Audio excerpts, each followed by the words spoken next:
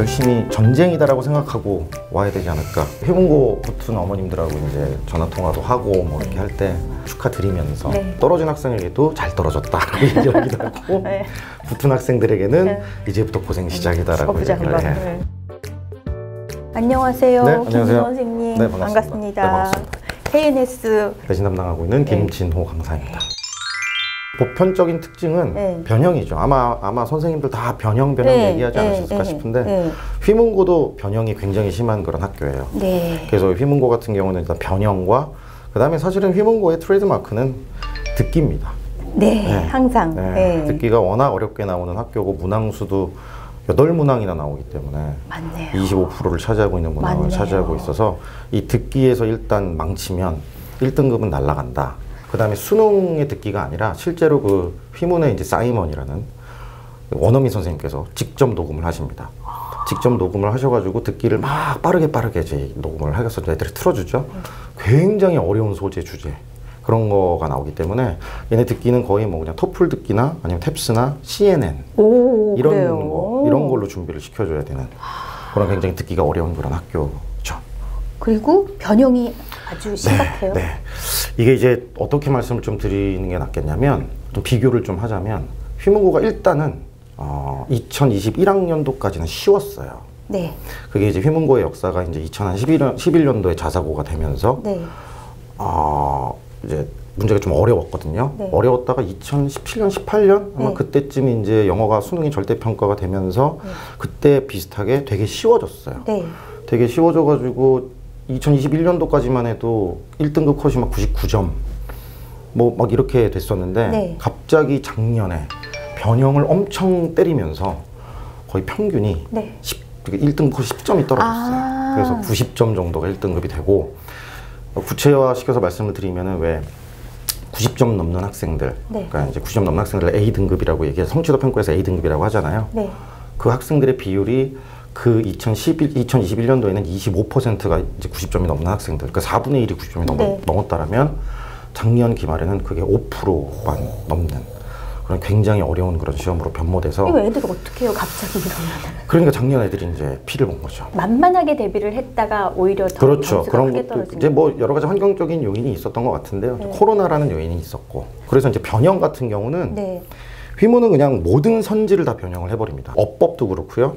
그 다음에 어휘 문제는 당연히 변형을 하고요. 심지어는 영작, 서술형까지도 변형을 해서 영작을 시키는 거예요.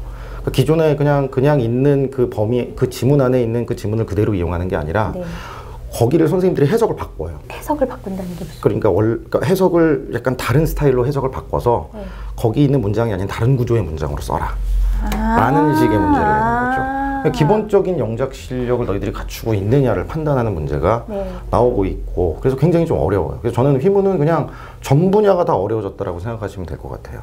뭐 어법, 어휘 다 서술형, 그리고 독해도 사실 이제 뭐 어떤 일반적인 학교에서는 독해는 어차피 수능형으로 나오고 내용을 다 알고 들어가니까 뭐 거기에서 만약에 빈칸을 때리면 거기 빈칸에 들어갈 어떤 문장 그대로 골라도 되고 아니면 순서를 배열시키면 그 순서대로 그대로 배열을 하면 되겠지만 그리고 가장 쉬운 문제가 사실은 수능 유형에서 내용 일치 문제인데 제가 볼 때는 휘문에서 제일 어려운 문제가 내용 일치 문제예요. 근데 주제는 알고 들어갔는데 또 그래요? 왜 그러냐면 선지가 너무 어려워요. 거기 주어지는 선지의 문장의 구조나 거기에 쓰이는 어휘가 너무 어려운 거예요. 그래서 휘문은 어휘 문제 유형 자체는 어렵지 않아요. 그건 그냥 수능처럼 나와요. 말 그대로 5개 이렇게 줄여놓고서 여기에 알맞지 않은 어휘를 고르시오. 그 문제는 그렇게 어려운 유형은 아닌데 거기 있는 그 어휘 자체를 되게 어려운 어휘로 바꿔놓는 거죠. 그러니까 학생들이 모를 것 같은 어휘로 바꿔놓고 그게 어려워서 휘문은 어휘 추론 문제를 맞추는 목적이 아니라 다른 문제를 맞추기 위해서 좀 어려운 어휘까지도 알고 있어야 되는 그런 스타일로 지금 바뀐 상태라고 생각하시면 되겠습니다. 어떻게 어느 각도에서 봐도 어려운 거네요. 네네네. 제가 볼 때는 그래요. 그래서 미리 준비가 되어 있지 않은 이상은 단순히 암기 가지고 해결할 수 있는 그런 학교는 이제 아니기 때문에 그래서 제가 지금 이제 예비 휘문고 수업을 하면서도 고등학교 3학년 지문을 계속 설명을 하고 1학년 올라가는 애들한테 그 부교재가 너무 어렵기 때문에 휘문은 또 부교재가 또 다른 학교랑 달라요. 아까 듣기처럼 휘문은 부교재가 수능 베이스가 아니에요. 제가 맞힐게요. 대원외고 부교재. 제가 설명해서 많이 설명을 했는데. 저 예습하고 왔어요. 네, 대원외고 부교재도 어드밴스드 리딩 엑스퍼트인데 대원외고는 또 1이에요.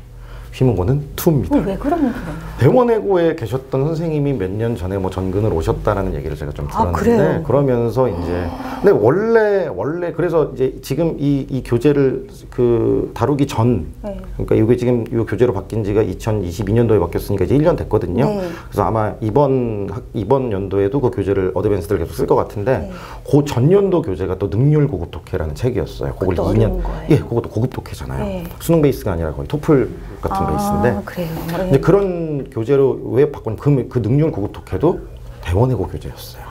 그러니까 대원외고를 따라가요. 그리고 어떤 문제 유형은 대원외고랑 똑같은 문제 유형이 또 들어오기도 하고요. 네, 그러니까 이제 확실히 어렵죠.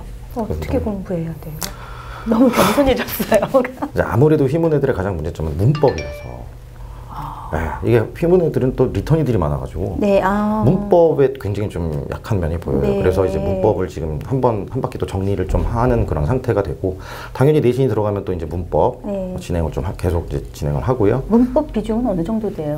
사실 어법 문제의 비중은 그렇게 많지가 않아요. 네, 어법 문제의 비중은 그렇게 많지가 않은데 문제는 뭐냐면은 이 문법을 배우는 이유가 어법 문제를 맞추기 위한 것도 있지만 명작이에요. 그 서술형을 만들 수 있기 때문에 그래서 저는 뭐 이렇게 수능형 어법에서 선택하는 그런 것도 물론은 가르치고는 있지만 문법사항을 이용해서 너희들이 컴포지션을 제대로 할 수 있느냐. 그거를 위주로 좀 많이 좀 가르치고 있는 상태. 문법사항을 이용해서 서술형을 얼만큼 해내느냐. 그리고 아까 말씀드렸듯이 부교재의 난이도가 수능 이상의 부교재를 쓰고 있기 때문에 그래서 지금 현재 고3 난이도의 지문을 논리적으로 독해하는 그런 훈련을 지금 지속적으로 시키고 있는 상태입니다. 듣기랑 문법 공부랑 부교재 그 난이도에 맞게 하기. 열심히 전쟁이다라고 생각하고 와야 되지 않을까. 휘문고에 지금 입학한 학생들이 제가 그래서 그 휘문고 붙은 어머님들하고 이제 전화 통화도 하고 뭐 이렇게 할 때 휘문고에 붙으신 거를 축하드리면서 일단 자사고잖아요. 그리고 나름대로 면접 보고 들어왔잖아요. 떨어진 학생들은 굉장히 마음 아파하거든요. 근데 저는 그 떨어진 학생에게도 잘 떨어졌다라고 얘기를 하기도 하고 붙은 학생들에게는 이제부터 고생 시작이다라고 얘기를 해요. 그렇게 지금 아이들을 대하고 있습니다. 뭐 딴 것보다 단어 암기해야 돼요. 단어 암기. 워낙 남아들이 단어 암기를 너무 안 하기 때문에 그냥 지금 현재 휘문고에서 나오는 어떤 선지나 이런 것들은 고등학교 1학년 수준의 단어가 아니거든요. 고등학교 3학년 수준의 단어도 나오고 심지어는 탭스에 나오는 단어가 이렇게 선지에 나오기 때문에 지금 솔직히 2주 동안 뭐 할 수 있는 게 그렇게 많지는 않잖아요. 그래도 지푸라기라도 잡는 심정으로 하고 싶다면 매일매일 단어를 갖다가 암기를 해서 그게 기본적인 베이스가 돼서 올라오면은 그나마 조금 편할 것이다 라는 생각을 저는 합니다. 그럼 자기가 원래 봤던 단어책을 가지고 좀 부족한데 맞아요. 왜냐하면 집에 가면 단어장 굉장히 많이 쌓여 있을 거예요. 왜냐면 학원에서도 뭐 학기마다 단어를 갖다가 막 바꾸고 막 이러잖아요. 그래서 저는 저희 학원은 단어장을 바꾸지 않습니다. 저희 학원은 1년 내내 한 단어장을 3번 정도 반복을 시키고 다만 이제 처음에는 표지어만 외웠다가 두 번째는 유의어까지 시험 보고 이런 식으로 시험 보는 스타일로 가거든요. 그러니까 지금 아마 집에 분명히 책장에 나를 불러달라고 막 이렇게 요구하는 그런 단어장이 있을 거라고요. 그럼 그 단어장을 한번 다시 보면 아마 기억이 거의 안 날 거예요.